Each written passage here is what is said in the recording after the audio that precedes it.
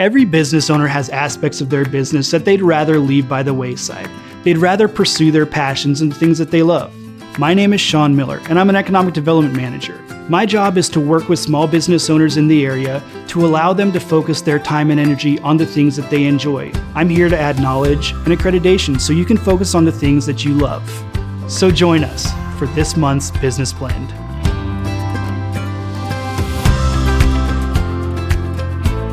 I just want to start by saying thank you so much to everybody for showing up today. It means a lot to me, and I'm hoping that we can really enjoy our time here today, maybe learn a little something and kind of get those motivational items flowing. So start off with a little bit about, kind of how I got where I am now. Really odd story. I grew up in Ohio, so I'm not from the Palouse, and moved here in about 2015. So came straight from the Air Force in 2015, left there after about 6 years in emergency management, moved up to this area, decided to use my GI Bill to start going to school while I was in banking. In banking, I dug a little bit further into small business banking, and I realized that that's kind of my passion, and we'll go into that a little bit deeper soon. But that small business banking really set the tone for identifying what I love and who I really enjoy working with. These entrepreneurs that we have in our community, to see the risk that they're willing to take to help support this community and do that time after time with some successes and some failures and willing to pull themselves up by the bootstraps and keep it going is so inspiring. And so I just want to say thank you to all those entrepreneurs out there and all the partners that are here to support it. When I got here, started in small business banking, realized I love working with small businesses and decided, hey, I've got the GI Bill. So there's a couple different things that roll into the GI Bill. You've got a certain amount of tuition you can use each year, and you've got a certain amount of time that you can have the GI Bill. You got 36 months. And what I realized is that if I found a college that was online, I could keep my full-time job. Maybe I could double up on my credits and go a little crazy for 3 years and try to finish all the degrees I could. So 24 credits per semester for 3 years. Finished my MBA on the very last day of my GI Bill being available to me. So I remember being at that 3-year mark, finishing everything, knowing everything was turned in, and it was a Saturday, and my boy, who was probably 7 or 8 years old at the time, came up to me and wanted to throw baseball in the backyard, and I was like, heck yeah, let's go do it. I was so excited. I didn't have to go sit and write anything. I didn't have to do any research. I could just spend the time on things that I really loved and the things that made me happy. And we're going to talk a little bit about that today, about what makes you happy as a business owner and not kind of losing sight of those things as you're pursuing your goals. Okay. So what does an economic development professional do? I did write this one out. I really like this. I used ChatGPT for a portion of this, trying to set an ethos, something that's really, really on point here. And so I'll just read it out. This is something that I've got at my desk that I just read every day to try to remind myself. So I'm responsible for promoting and facilitating economic growth. I analyze the local economy, identify opportunities for development, and I formulate strategies to attract new business and investments. I collaborate with various stakeholders, such as government agencies, businesses, and community organizations to implement initiatives that enhance job creation, infrastructure, development, and overall prosperity. Thank you, ChatGPT. That is not a list of everything that I'm an expert at. Like I said, I've been in the role about a year now. And so not an expert with everything that's listed here, but one thing that I can promise to you as a community is that I will do my best to keep learning every single day. And I'm in that position where I'm lucky enough to work with businesses every single day, where I get to take knowledge from those entrepreneurs who have gone through it, and I get to pass that on to the next person I work with. And that's really cool. What a great opportunity, and I'll forever be grateful for it. So I talked a little bit about my passion started in banking around small business. And I got to see, mostly on the financial side, sometimes with budget and sometimes with a little bit more. And as we got into conversations with local business owners, I got to see how awesome it was for them when they succeeded, what they could do with their family, what they did for the community. And I also got to see the other side, when the decision didn't pan out, a risk didn't pan out, what that did to their family, what that did to their day-to-day activities, and what effect that had on the community. And so it was important to me, kind of seeing that. I realized that I want to get in the muck of it with these guys. I want to get to a point where I'm able to help them before they have to come to me to try to get a loan to cover for the next 2 months. They've got a contract coming up that's going to cover all of this. I want to work with them on cash flow before all that starts. I want to work with them on setting the budget. I want to work with them on finding new employees, hiring the right employees, finding the right type of marketing for their business, and going from there so that we can catch everything before it goes downhill, so we can minimize those risks.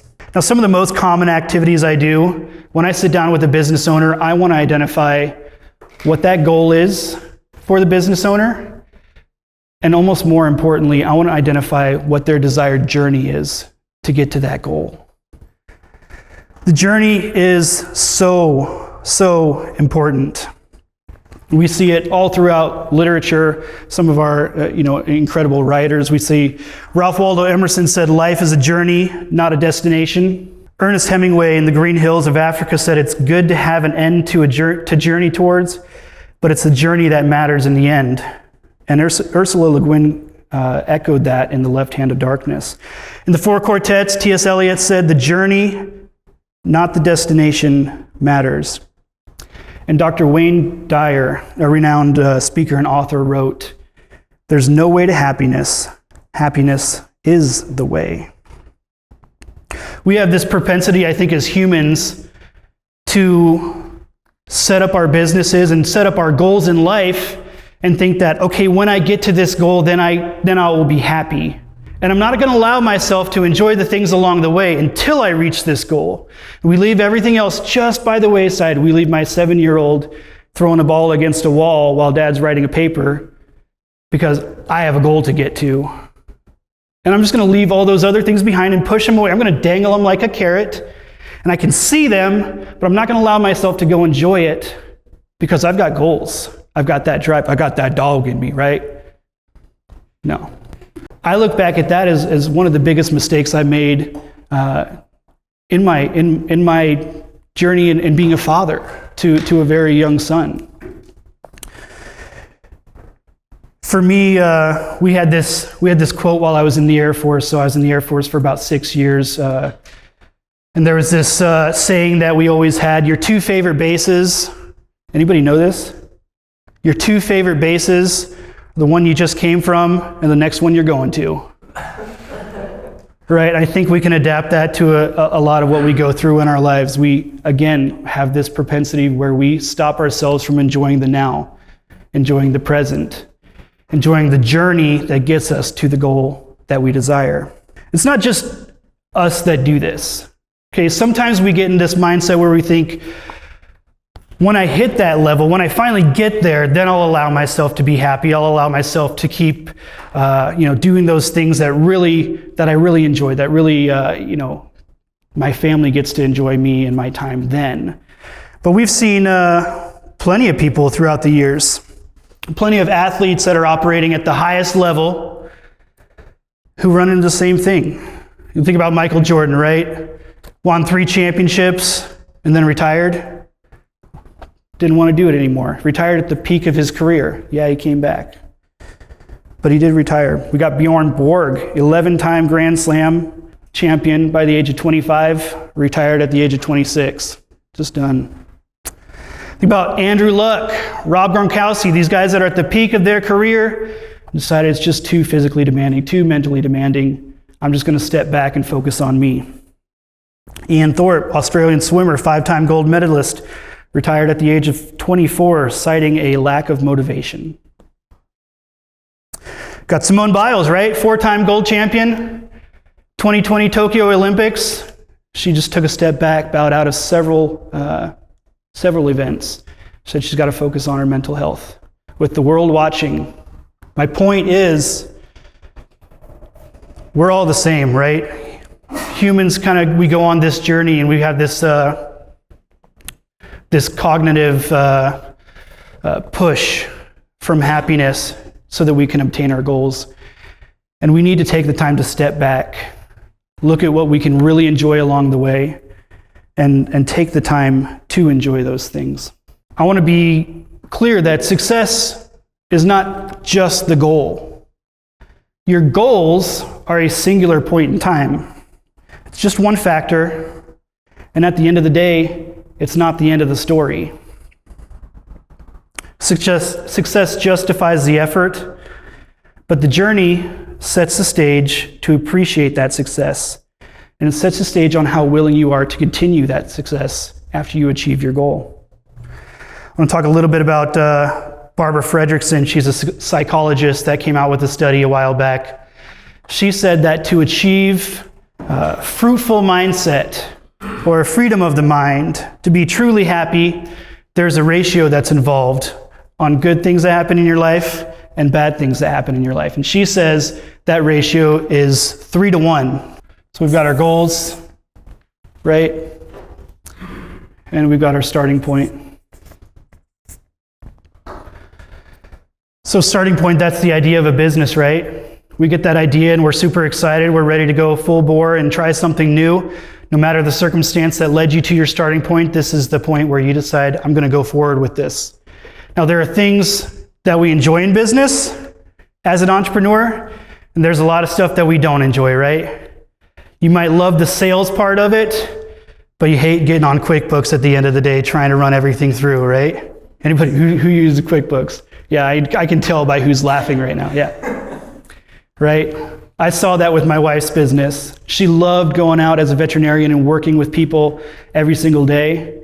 And then she'd come home and be on the computer till 11:30 trying to figure out QuickBooks and figure out the difference between the Washington tax and the Idaho tax and all that rolls into that, right? So we've got our starting point and we love working with our customers. We don't like QuickBooks.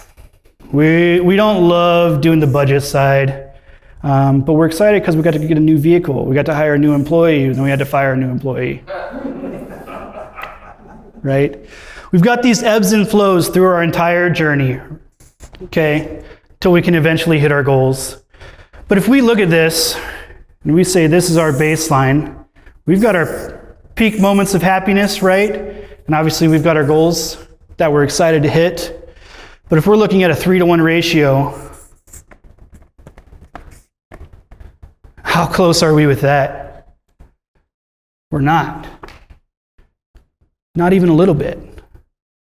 Okay, these things that we do in our business, if we're hanging out down here all the time, it doesn't translate. Okay, we're going to hit those goals. We might be excited for a day to hit those goals, go out and hang out with your friends and everybody celebrates, but at the end of the day, you look back on it and you're like, what have I gone through to achieve this? What did I leave behind? Was it time with my family? Time with my friends? Was it opportunities that I gave up? Whatever it might be, we really need to evaluate these things. And my point rolling into this is that these things that you got to spend time on as an entrepreneur that you don't really love, I got news for you. There are some resources in Pullman that can help you out through those times, that can kind of alleviate that stress as you go through it. Okay? The more you hang out in that positive, the more you can twist the situations that come in as well. So instead of coming up and having something stressful pop up, there's 2 types of stress, right? Anybody know 2 types of stress? Might come in as the same situation, but how you deal with it will determine whether that is eustress or distress. Okay? Distress, bad. Eustress, good. Eustress can be used as a motivating factor to accomplish your goals and enjoy the journey. So we've got different situations like that. Think about stressful situations that you've been able to flip and look at in a good way. Okay? A lot of times we see that in, I think the best analogy for something along those lines is sports. Sports athletes, they can be put in a lot of situations where they're very stressed. There's a lot riding on it. There's a lot of people watching, and you've got to perform. Okay? All that work that you've done to lead up to that moment culminates into maybe one game. Okay? And the odds might be stacked against you. A lot of times as an entrepreneur, the odds are stacked against you when we look at success rates of new businesses. Okay? But there is opportunity to flip that stress into eustress and pursue the opportunity to achieve your goals while we stay above that line. Think about eustress in the situation where we got Olympics coming up. So we'll go another Olympics reference. 1980, Lake Placid, right? Anybody, you've heard of the Miracle on Ice? Pretty cool. I took some time preparing for this to watch that game, and it's pretty incredible. It's on YouTube if you want to go watch it. But we're at a peak moment of the Cold War, right? We've got America telling the Soviets, you shouldn't be in Afghanistan, and the Soviets are in Afghanistan fighting the Mujahideen. And they decide to still go to the Olympics in Lake Placid, New York. In the semifinals, the USA ends up facing off against Soviet Union. It's important to set the stage, right? Because we talk about being at a disadvantage sometimes. We talk about Soviet Union and hockey, kind of mesh, right? It's kind of their thing, especially in 1980. Soviet Union had won 5 of the last 6 Winter Olympics, heavily favored to win this Winter Olympics in 1980 as well. They'd been playing together for a long time. And then you had Team USA over here, made up of college kids. Okay, I think there were 4 players on the team that had very minute minor league experience. The majority of that team, just college kids. No professional athletes. Going up against this powerhouse in the Soviet Union. So they play in the semifinals. First quarter goes by. Somehow it's tied 2-2. And they're just going all out. They're in New York, right? They've got home field advantage. Everybody's cheering. If you watch this game on YouTube, it is incredible. This crowd is going crazy. Okay, second period goes by. Soviet Union takes the lead.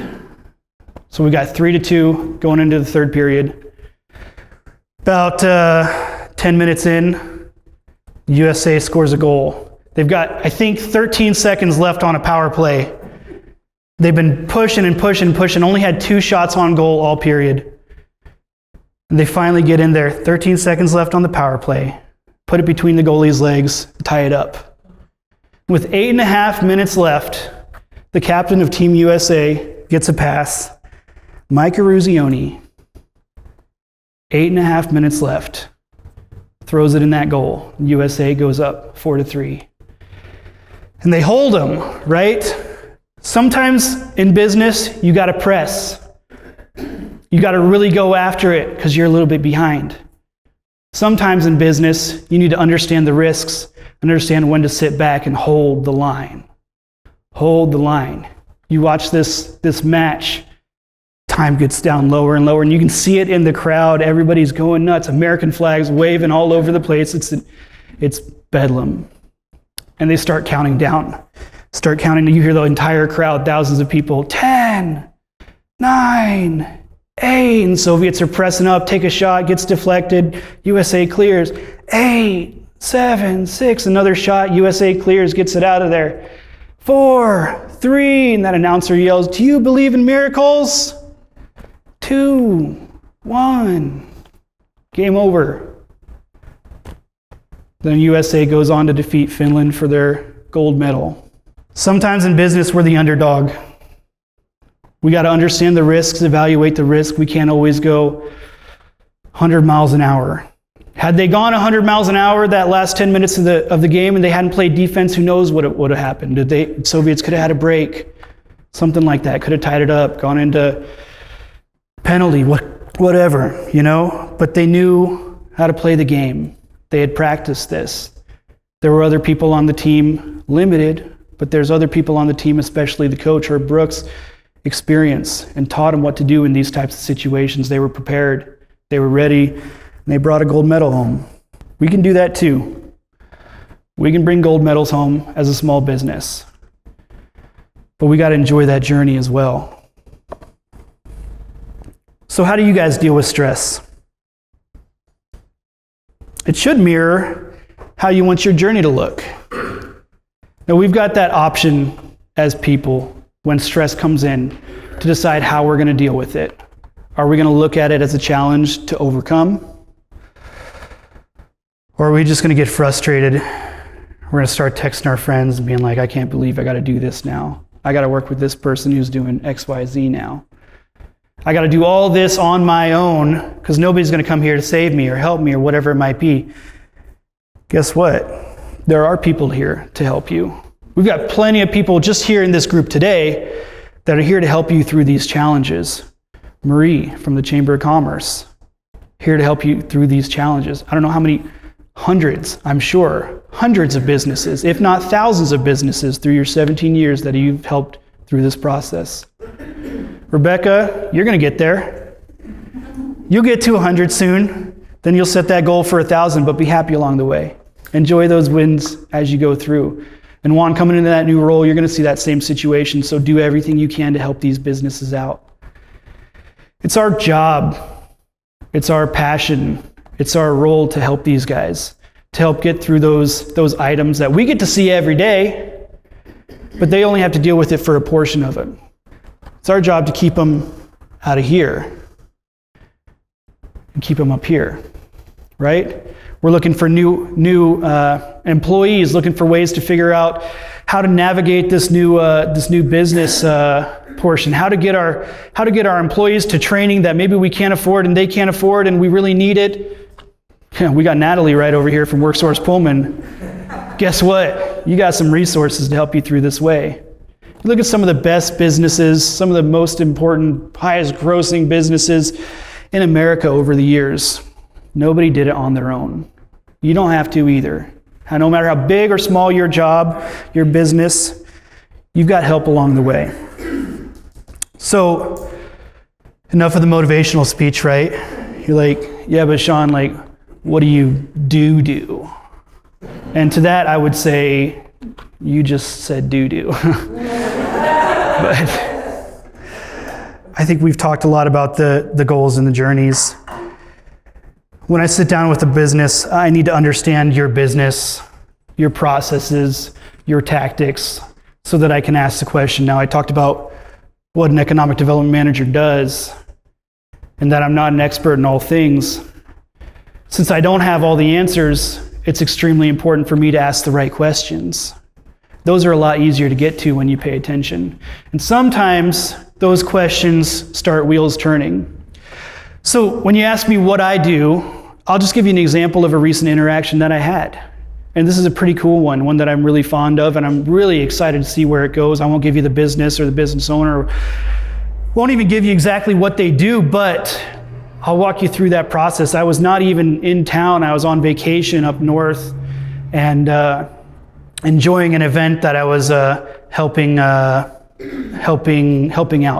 the people who were running it.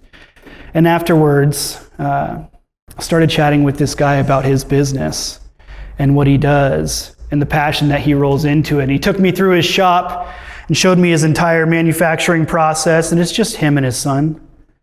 I think like 18, 19 years old, and his son's knocking it out of the park, doing all the fabrication for the business that's going through. And, you know, for a moment he walked away, the owner walked away, and when he walked back in, he said, "Well, son, we got 2 more orders. You are gainfully employed for the next 6 weeks." I was like, wait, well, how often does it happen that he's not gainfully employed?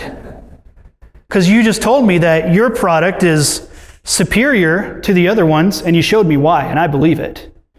And you also told me that it's so much more cost effective. It's a lot cheaper. And you showed me what the other prices were, and so I believe it. So why is it that you have times when you're down? How often does that happen? He said, maybe a couple times a year we'll be down for 6-8 weeks, waiting for an order. And it kind of struck me as odd. And I said, "Who are your main customers?" He said, "Well, military and law enforcement." Okay, military and law enforcement. I said, "What's the biggest barrier that you face when you're trying to sell to military and law enforcement?" And he's like, "Budget." Every single time. There's set budgets. There's only X amount for training, whatever that might be. A lot of times we run into budget. I was like, "Well, why don't you give it to him for free?" Let's just kind of rile him up a little bit. So, "Well, I can't give it to him for free, then I lose money. I got to pay, this makes sense." I was like, I get it. "Well, why don't you give it to him for free to them, and you still get paid for it. And I was trying to lead him down this path. And he's like, oh, go on. I'm listening. Military and law enforcement. You're still in the law enforcement. Yeah. Okay. There's a lot of grants that are available for law enforcement training. $5.8 billion in this fiscal year from the Department of Justice. Okay? I think you can get a chunk of that. So what if, when you called a sheriff's department, a police department, you were able to say, hey, if you can't afford this, guess what? We've got grant options as well. X grant can give you money to buy this product. In fact, probably enough to buy 2 of these products. Are you interested in that? And he said, well, yeah, I'm sure they'd be interested in that, but nobody wants to take a grant, and they don't have grant writers all the time, and they've got issues with, you don't want to try to put a sergeant behind a computer to write a grant. And I was like, I hear you on that one. And I said, well, check this out. I said, give me a day, and let me get something figured out for you. He's like, okay. So the next day, I popped on ChatGPT. I pulled up that grant, and I said, ChatGPT, I want you to write a script for a phone call that's going to refer them to this grant. So ChatGPT popped out a script for these guys. Print that out, put that in the binder. Okay? So ChatGPT, here's the grant application. I want you to write responses to all these grants from the perspective of a law enforcement office, and I want you to leave spaces where they need to fill in their name and their information. And boom, pop, pop, pop, pop, pop. 7 seconds later, there's a 15-page grant application that's completely filled out. All they got to do is write in their name, change a couple specifics, put a little bit about their budget in there, and it's done. So what we've done is we've taken the challenge of writing a grant for 3 weeks for this office, and we've moved that down to a day, 2 days. And now you get to call these guys and you get to say, hey, you don't have to pay anything for this. There's this grant that's applied. These are the dates when it's open. Here's the grant application with all the information that we provide. We're willing to help you along the way too. All you got to do is fill out your own information, submit this, let's get things going. I mean, he was pretty happy with that. I was pretty happy with that. There's a famous economic developer, an Italian guy named Ernesto Ciroli, and he tells this story about turning 18, and they decided they were going to go to Zambia, and they were going to help out this tribe. They were going to teach them about agriculture. And so they're like, Italy, we're going to take tomato seeds, we're taking zucchini, we're taking all this stuff, and we're going to plant there. It's going to be awesome. They're right by a river. The soil's probably going to be good. And they get there, and they check it out, and the soil is perfect. The climate is perfect. He said they planted, and those baseball-sized tomatoes in Italy turned into softball-sized tomatoes in Zambia. And that squash was huge. And said everything was growing so perfectly, and they're looking at this tribe, and the tribe wasn't really that excited. They're like, okay, well, they're going to taste this stuff, and they're going to love it. So they were about a week away from harvesting, and that night about 200 hippos came up out of the river and ate everything. Yeah. So I woke up the next morning, I went out there and I looked at the tribesmen and I was like, no, why didn't you tell us this would happen? Did you know? And they said, well, yeah, but you never asked. We need to ask the question. Okay, sometimes in being a business partner, we get in there and we do think that we're the expert because we've seen whatever before, and we try to push forward and push our agenda on whatever they might be attacking without asking the questions first. Help people who ask for help and help them with the things that they ask for help on. My favorite business owner of all time, she had this saying that she said that the biggest downfall to young veterinarians is going out to a ranch and thinking that you know more than the ranch owner that's been there for 50 years. I'm not the star of this show. You guys as entrepreneurs are the star of the show. This is your thing, and I'm just here to support. That business owner, some people might know who that business owner is. Aziz is my wife. Yeah, I had to say she's my favorite. I had my first speech, she was my second favorite. Then I practiced on her. She was like, you need to change that. So she's my favorite now. But I try to take that into my day-to-day. Again, I'm not the star of the show, you are. I'm here to support that. Knowing just enough to be dangerous and asking kind of those semi-silly questions. We just have to focus hard on that side. So that being said, you're Batman, I'm Robin, and I'm happy with that. Green's my color. I love it more than yellow and blue combined. Some people are going to get that. RJ gave me permission yesterday to use that joke. That's what I've got for you today. I just want you guys to understand that this journey that we go on as entrepreneurs is so important. It's important to set those goals, but you got to celebrate your wins along the way. And those pressure points that you have as entrepreneurs can be alleviated along the way with some of the professionals that we've got in our community. So please reach out. If you saw somebody raise their hand or introduce themselves today that you think might be able to help, even just that smallest chance, go grab their information afterwards. Grab their cards, just connect with them, whether that's for coffee or you got a problem or you just want to explain your business and talk about where you want to go in the future. Utilize those resources because we're here to help. Thanks so much. Yes? First, could you go for one more hour? One more hour. Second, could we get an excuse from going to church on Saturday? Well, I don't know if I have the power to write that note out. I actually have a comment. Have you ever listened to, I think her name's Kelly McCullough, TED Talks on stress? I'm not. And she talks about what you're saying, how there's good stress and bad stress, and how stress is actually our friend, and that's how we get motivated and energized. I love it. Yeah, absolutely. I love those talks when, especially kind of trying to break down stress and understanding, going a step further and understanding really what's happening cognitively. And when we see that stress come forward and what we're able to do and twist that sort of thing to make sure that it's going to come to us how it comes to us, but we have that power to react how we're going to react. Instead of pursuing happiness, we should be pursuing ways to eliminate anxiety. Because the anxiety has a longer lasting effect on us. Negative effects. Happiness doesn't last long. So instead of pursuing it, just pursue ways to identify ways to eliminate or avoid. And that goes back, Aziz, right to that 3-to-1 ratio. If we're looking at a 3-to-1 ratio, that doesn't necessarily mean that 3 happy things happen and one negative thing happens. That means that the time we spend being happy versus the time we spend being negative has to be 3-to-1.